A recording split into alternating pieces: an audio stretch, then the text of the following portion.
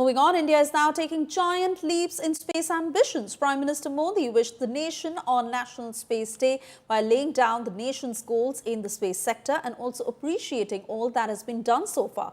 Unveiled on National Space Day in New Delhi, the Bharatiya Antariksh Station marks India's entry into the elite club of nations with orbital laboratories. The first BAS module will weigh 10 tons. Orbit 450 kilometers above Earth and serve as a hub for microgravity research, space sciences, medicine and even interplanetary exploration.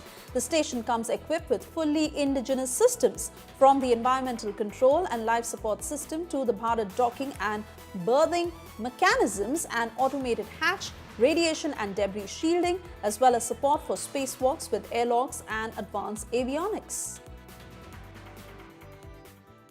आज Bharat semi cryogenic engine और electric propulsion जैसी break through technology में तेजी से आगे बढ़ रहा है।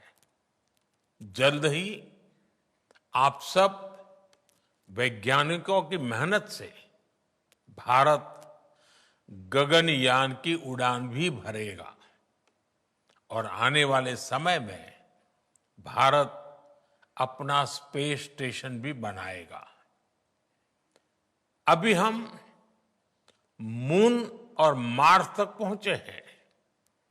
अब हमें गहरे अंतरिक्ष में उन हिस्सों में भी झोंकना है जहां मानवता के भविष्य के लिए कई जरूरी रहस्य छिपे हैं। आने वाले समय में अंतरिक्ष में भारत की यात्रा नई ऊंचाइयों को छुएगी।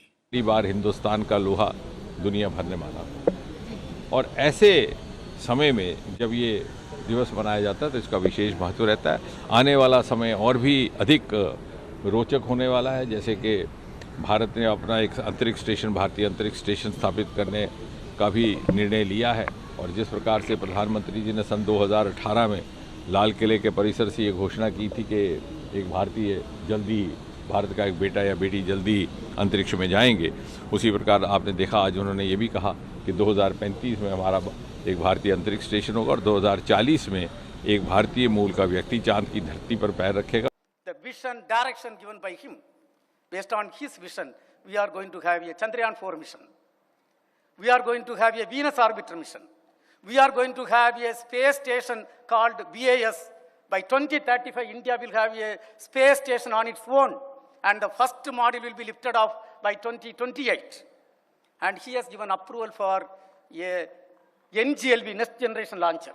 Thereby, 2040, Indian space program will be in par with any other spacefaring nations, in terms of launcher, in terms of human space flight program, in terms of application, in terms of satellite. मैं बहुत ही excited हूँ ये चीज़ देख के कि यहाँ पे एक कोशिश की जा रही है स्पेस एक्सप्लोरेशन और साइंस के बारे में लोगों को बताने की, बच्चों को बताने की। मुझे लगता है बहुत ज़रूरत है उन्हें ये बताने के लिए कि हमने क्या किया है पास में और हम क्या करने जा रहे हैं। मुझे लगता है आज की डेट में 2025 में वापस से हम एक ऐसे डायरेक्शन में जा रहे हैं जो कि हमने अपने निर्धारित किया है, जैसे कि गगनयान मिशन, भारतीय अंतरिक्ष स्टेशन और moon landing.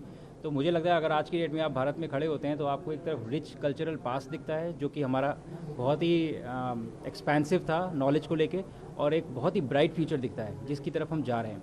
Today is the day when India officially landed on the moon 2 years ago. The Chandrayaan 3 landed on the southernmost part of the moon, creating history and putting India in a very elite club of nations.